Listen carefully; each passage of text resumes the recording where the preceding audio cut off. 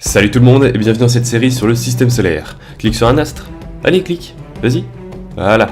Bon, cette fois, on va parler de Saturne. Ouais, Saturne, t'as bien compris.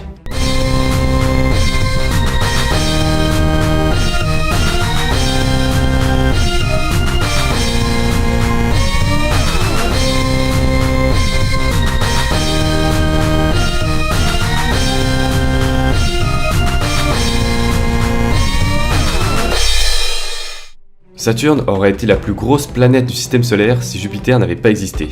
Évidemment, c'est pas le cas, du coup elle est deuxième. Mais bon, honnêtement, il y a quand même de la marge, vu qu'elle est quand même 3 fois moins massive qu'elle.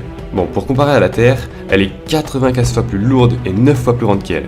Si on la coupe en deux, on peut voir un noyau solide, avec une partie interne faite en silicate et en métaux, et une partie externe en glace d'environ 10 à 20 masses terrestres. Ensuite, il y a une couche d'hydrogène métallique. Alors j'ai déjà expliqué ce que c'était dans ma vidéo sur Jupiter, mais en gros, à une telle pression, l'hydrogène a les mêmes propriétés qu'un métal, ce qui permet à Saturne d'avoir un champ magnétique. Et juste au-dessus, l'hélium tombe en pluie vers le centre.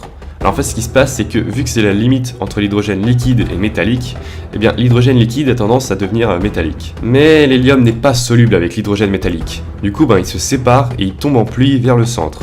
Avec la friction, cela crée de l'énergie et du coup Saturne brille presque 2 fois plus que ce qu'elle devrait. Bref, après il y a une couche d'hydrogène liquide puis une d'hydrogène gazeux. Et enfin il y a les fameux anneaux. Bon déjà on va mettre les choses au clair, c'est pas du tout la seule planète à avoir des anneaux.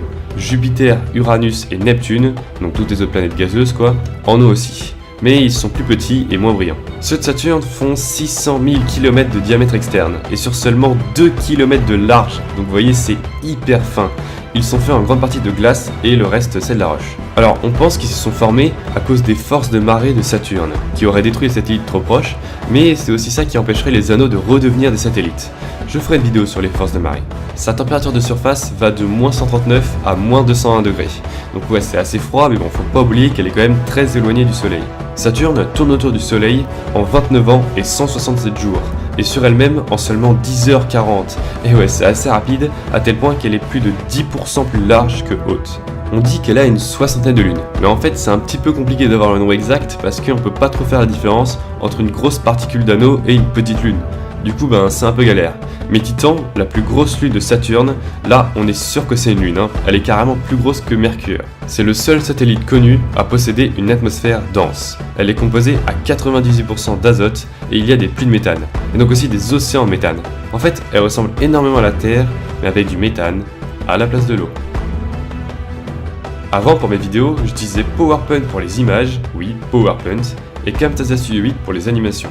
Et maintenant je suis passé à After Effects et Illustrator pour améliorer la qualité des animations, genre là par exemple c'est du 60 fps, et aussi du son, genre là je suis à gauche, là je suis à droite, donc voilà. J'espère que vous avez aimé ces améliorations, et peut-être qu'un jour on sera 3000.